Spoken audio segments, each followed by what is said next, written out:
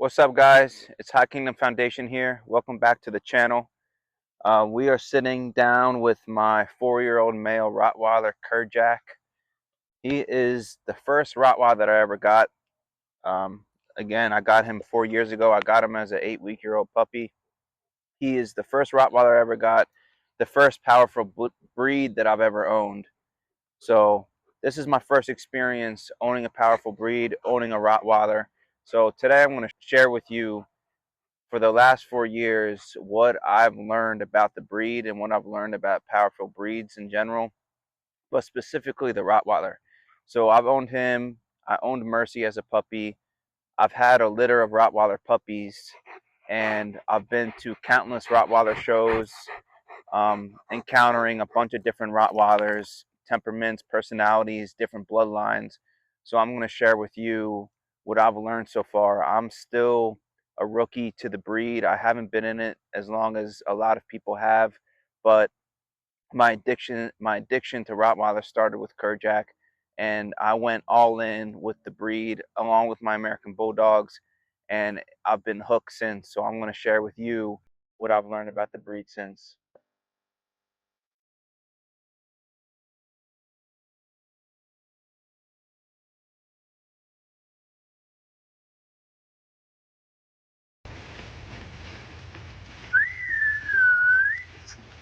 So the first thing I'm going to tell you about the Rottweiler is that it's an extremely powerful breed. These dogs are so strong. Kerjack is one of the strongest dogs that I've ever experienced in my life. Just holding the leash and playing with him and playing tug with him, if you get a bite pillow or a tug or something, you let him come and jump and grab that thing, dude, he's gonna shake you around with his head and almost pull your arms out of their sockets. He's so strong, and if you're taking him on a walk and he sees another dog, he sees something that triggers him. Rottweilers have higher prey drive most of the time, so if they see a rabbit, if they see a squirrel, if they see a cat, something like that, and you're not physically capable of holding back the dog, then it might not be the best dog for you. Most Rottweilers have a really good temperament, and I'm going to get into it later of why I would say that Rottweilers aren't for everybody and what most people don't tell you about the Rottweiler. Male Rottweilers, they'll get up to around 130 pounds, 125 pounds, 130 pounds, and Kerjack's 139 pounds. He's a pretty large male, and like I said, he's my first dog that I've had that is a powerful breed like a Rottweiler. So I'm not going to go ahead and tell you that you have to have experience with powerful breeds before you get a Rottweiler, because everybody has to start somewhere. But what I will say is that you have to be willing to learn what it takes to be a good Rottweiler owner. You have to be humble enough to know that you don't know everything, and to learn and watch YouTube videos and read books or go to Rottweiler shows or talk to Rottweiler breeders and things like that.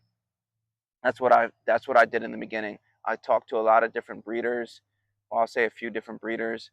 I watched a bunch of YouTube videos. I even bought a book about Rottweilers. I wanted to know that I was going to create a great tempered Rottweiler, and I ended up with one. Now I will say that it's not all about what you do. It's about what type of bloodline you get to. So that's what a lot of people aren't going to say. Most people are going to tell you, or most people that don't know much about dogs are going to say, there's no bad dogs, there's only bad owners. And I completely disagree with that. There is bad both, honestly. So you could be the best Rottweiler owner possible, and you can end up buying a Rottweiler that doesn't have good genetics when it comes to their temperament. And no matter how good you raise that dog, you might have an overly aggressive, dangerous dog in your house. It could be dangerous around your kids. It could be dangerous around you, because it just is genetically dispositioned that way. Now, they get that from their parents, they get that from their bloodlines. So that is research that you have to do, and that's part of being a responsible owner, is making sure that you're getting your Rottweiler from a responsible breeder, from a responsible kennel, and setting yourself up for success that way. Now I'll tell you right now that if you're kind of lazy, if you're not emotionally stable, if you're not well structured in the things that you do, then that's going to completely reflect on the dog as the puppy grows. Now, this is like having a loaded gun on a leash. if you don't properly train this thing. So if you're lazy and you're not going to instill the disciplines in the puppy as it's growing, then you're going to create an unstable dog. If you're emotionally unstable with the dog when the puppy pees or the puppy chews something and it can't trust you as the owner, if you're going to hit it, if you're going to smack it, if you're going to shove its nose in its pee and tell it no, they don't understand these things. They don't speak English. So it's you being lazy, not teaching the dog the proper things it needs to know to perform the way that you want it to. Dogs don't speak English. You have to teach them in the way that dogs can understand. And you can learn a bunch of videos on YouTube of about obedience, just basic obedience for dogs. And that's going to take your Rottweiler from a untrained puppy that will eventually grow into extremely untrained 130-pound dangerous beast to a 139-pound emotionally stable, temperamentally stable, beautiful, great companion, protective dog. And that's what you want. Now, if you're willing to put in the time, if you're willing to put in the work, if you feel comfortable that you're strong-willed enough to handle a dominant dog like a Rottweiler, then I would say there's not many other breeds that I would recommend to you than a Rottweiler. They're beautiful, they're elegant, they're majestic. He's protective, he's extremely friendly, and he's great with my kids. And that leads me to my next point. Is a Rottweiler good for families? Are they good for kids? The short answer is they absolutely can be. The long answer is it completely depends on two factors, like I mentioned. It depends on how you raise the dog, and it depends on what type of bloodlines you get this dog from. Some bloodlines are genetically dispositioned to have more aggressiveness towards kids. I'm not sure why that is, but you hear cases like that. All you have to do is do a quick Google search. In this map, it shows that Rottweiler fatalities peaked in the 90s. There was a bunch of movies coming out in the 90s that were showing these dogs as protective, strong, powerful, intimidating dogs, and that was extremely desirable at the time. And they were kind of new at the time, so these dogs were popular. They were hot. Everybody wanted one, and it probably landed in the hands of a lot of people that shouldn't have a Rottweiler. Um, so as you could tell, the deaths peaked in the 90s and it kind of trickled down from there, and they probably got a really bad rap from that time period. But the truth is that you probably had a lot of people breeding Rottweilers that shouldn't breed them, and you probably had a lot of people getting Rottweilers that shouldn't own them. So you're mixing bad genetics mixed with bad ownership, which creates a very unstable dog. Now, like I said, if you have a 130-pound dog that has a bite force of a 328 psi, and you have young kids around your house, and you never trained the dog, you never socialized it right, you kicked it every time it did something bad, then and that dog goes and attacks a kid, and it could already have genetically, predisposition factors in play, and it comes around a kid and attacks a kid, that's in, inevitably what's going to happen when you have that type of recipe.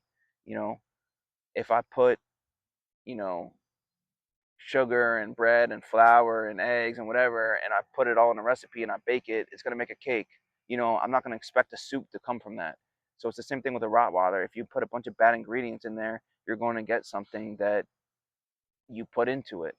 Um, and like I said, that's part of you being a good owner, is doing your proper research, doing the, the proper studying when it comes to training the dog, socializing the dog, um, giving the dog mental stimulation, giving the dog the things that it needs. And as long as you go to a reputable breeder, you find out the genetic factors when it comes to the dog. Are the parents health tested? And if so, what were they health tested with? Another thing is, ask the breeders, the owner of the parents, if you can see the dogs, if you can meet the parents, and if not, that's not overly alarming, because a Rottweiler is a protective dog, so it might not want strangers coming onto its property, and that's completely okay. But if you can meet them, then meet them. But I, if you can't meet the parents, I would ask the breeder, hey, has this dog ever showed aggression towards humans? Has this dog ever has this dog ever bit anybody? Probably not. But you can ask, has the parents are the parents around kids at all? You can ask You can ask questions like this, are they around kids? Do they resource guard their food, their toys, things like that? And resource guarding isn't the biggest issue as long as it's corrected. It can lead to bigger issues. So just ask the breeder about the parents. Ask them about their temperament. Are they aggressive? Are they protective? Are they completely okay with their family but not okay with strangers? Just ask these things. But Rottweilers are meant to be a little aloof with strangers, so that's completely okay. But you just don't want a dog that is overly aggressive, that is aggressive with kids, especially if you have kids. So if you have a family and you're looking to add a layer of protection to your home, you're looking to add a a companion to the home, a good family dog, I would say that a Rottweiler can be an amazing family dog for you and your family as long as you do the proper steps to ensure that that's what it's going to be. Because at the end of the day, a Rottweiler can be a liability. These dogs get very big, they're extremely powerful, and they're also very dominant. So if you don't know what you're doing, and you don't take the time to learn what to do, and you don't take the time to research good bloodlines, then you're putting you, your family, and other people at risk of getting a dog that you might not be able to handle.